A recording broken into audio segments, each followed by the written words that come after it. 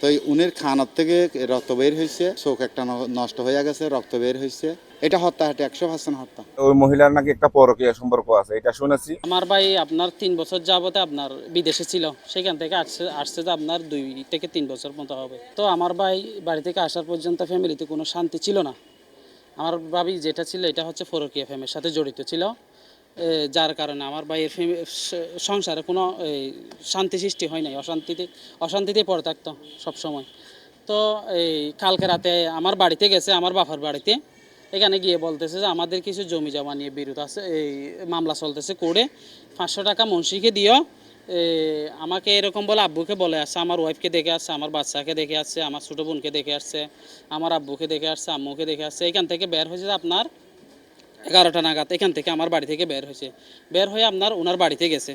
যাওয়ার পরে ওইখানে আপনার এই কি হয়েছে জানি না, আমি বুর সকাল 5:30টায় আমার বাগিনার মোবাইলে কল দিয়ে বলতেছে যে আমার আব্বু মারা গেছে। ওনার মেয়ে বলতেছে যে এইখানে গেছি, ঘটনাস্থলে গিয়ে আমি দেখতেছি আমার ভাইয়ের আপনার কানের এই পাশে আঘাত আছে, আরেক পাশ দিয়ে রক্ত ঝরতেছে, চোখে আপনার আঘাত আছে, চোখের আপনার চোখ ফেটে গেছে, চোখ দিয়ে ব্লাড বের হচ্ছে, আপনার গলায় আবার নখের দাগ দেখা যাচ্ছে। তো আপনার সেখান থেকে আমি এগুলা দেখে বের হয়ে আপনার 999-এ কল দিই, প্রশাসনের সহযোগিতা নিই। এইখান থেকে আবার সহযোগিতা নেওয়ার পরে আমি সোজা এই রামু থানায় নাম্বার দিছে আমাকে, আপনার এইখান থেকে পোস্ট ফাটাইছে আমার মেজো ভাইয়ের বাসায়। পোস্ট গিয়ে এইখানে আপনার এই তদন্ত শুরু করে দিছে। তদন্ত শুরু করে দেওয়ার পরে এইখানে যেগুলা তদন্ত নিছে, রিপোর্ট নেওয়া হয়েছে, সবগুলো আপনার ওনার ওয়াইফ সহ আপনার আমার ভাইয়ের লাশ সহ রামু থানায় নিয়ে আসা হয়েছে সবার সাহায্যে। আমরা অ্যাকচুয়ালি বলতে পারি যে আপনার এইখানে আমার ভাইয়ের এত বড় আঘাত মানে কোনো কিছুটা অবশ্যই হয়েছে, না হলে আঘাত কোনো স্বাভাবিক মরাতে এরকম কোনো আঘাত হবে না। যেটা আঘাত হয়েছে সেটা স্বাভাবিক মরাতে কোনো আঘাত এরকম হবে না। আপনার চোখে আছে, কানে আছে, আপনার আরেক কান দিয়ে আপনার ব্লাড যাচ্ছে, তারপর গলার মধ্যে আছে, সবখানে আঘাত আছে। অ্যাকচুয়ালি আমার ভাইয়ের খুন করা হয়েছে, আমার ভাইকে অবশ্যই খুন করা হয়েছে, সেটার বিচার আমরা উপযুক্ত বিচার চাই। শহীদুল মারা গেছে, আমি তৎক্ষণিক দৌড়িয়ে যাইনি দেখি। উনির ওইখানে আরও মানুষজন জড়ো ছিল। উনির এই বাম ডাহের চোখটা ওই নষ্ট হয়ে গেছে, রক্ত বের হয়েছে। তাহলে খানের গোড়া থেকে মানে আঘাত চিহ্ন হাল হয়ে দাগ হয়ে গিয়ে আর গলদে ড্যান্ডাহর হানতি রক্ত বাইরের।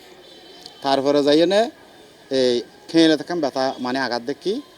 তাহলে ইয়ার পরে পুলিশ গিয়ে তাহলে ওই বাবি জিবে আছে, মানে সৈয়দুল বউ জিবে আছে, ওখানে মাইয়া জিবে আছে, ইবে এখানে বসা ছিল।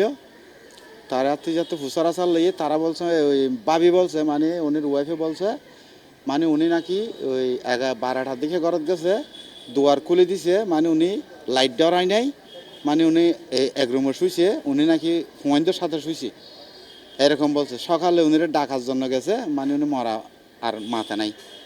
তো উনির খানার থেকে রক্ত বের হয়েছে।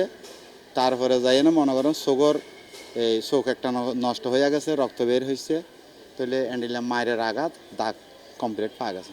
এটা হত্যা, এটা 100% হত্যা। সুস্থ তদন্তের মাধ্যমে মানে সুস্থ বিচারটা যেন পাই, মামলা করব। যিনি মারা গেছেন উনি নাকি প্রবাসে থাকতেন, আর নাকি অনেক টাকা ওই মহিলার অ্যাকাউন্টে জমা আছে, এবং অনেক জায়গা সম্পত্তি নাকি ওই মহিলার নামে বন্ধক নেওয়া আছে, তার স্ত্রীর নামে।